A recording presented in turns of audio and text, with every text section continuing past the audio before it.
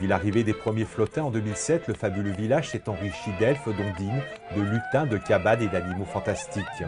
Cette année, le loup entre en scène et nos flottins lui accordent toute leur attention. Légendes et histoires fantasmagoriques circulent à son sujet dans le village. À celui ou à celle, petits et grands, qui savent écouter, un monde de chimères est à portée de main. C'est le village des flottins qui habite avec des loups et des louves. Les loups sont toujours sympathiques. Voilà, c'est les amis des flottins. Les flottins les accueillent dans leur village, sont amis avec eux. C'est des loups gentils, c'est les loups des contes qu'ils connaissent, qu'ils travaillent aussi avec les écoles, avec les instituteurs, donc ils ne font pas forcément peur. Les enfants sont éblouis, se retrouvent dans un imaginaire qu'ils ne connaissent pas. Et les parents regardent aussi des sculptures qui sont parfois monumentales et qui les surprennent. Avec les bois flottés, matériaux naturels qui descendent des montagnes, le fabuleux village s'inscrit dans une action volontairement écologique. Les écoles participent également à rendre plus magique le village enchanteur.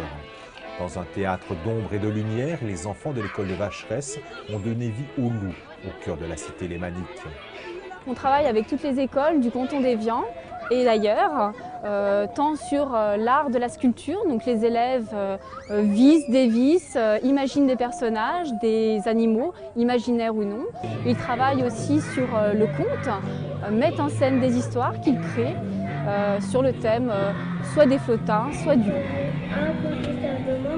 C'est une histoire avec deux amis. Ces deux amis, c'est un lapin et un loup qui sont amis, qui deviennent amis et à un bout d'un moment, ils sont plus amis comme Loulou, il a fait tellement peur au lapin que le lapin il s'est précipité dans son terrier et il est resté. En fait, il est rigolo parce qu'à la fin, il y a un petit dragon. Le loup pose la même question à un petit dragon et il dit que c'est sa maman qui est la plus forte, que c'est sa maman qui est la plus forte. C'est des petits enfants qui viennent de la montagne. Vacheresse, c'est un petit village et venir à Évian voir les flottins, pour eux, ça a quelque chose de magique. On a travaillé en sciences, il y a tout un projet artistique derrière. On a beaucoup travaillé sur les voix, sur la lecture à voix haute. On a eu la chance d'avoir un professionnel qui est venu enregistrer les voix des enfants. Donc il y a eu tout un travail autour qui s'inscrit tout à fait dans un aspect pédagogique. Réinventer la magie de Noël, telle était l'ambition des flottins. Paris réussit car il mobilise au-delà des lacs et des montagnes pour donner à rêver. Plus qu'une simple histoire, le village est une étape désormais traditionnelle pour le Père Noël avant de s'envoler pour son grand voyage.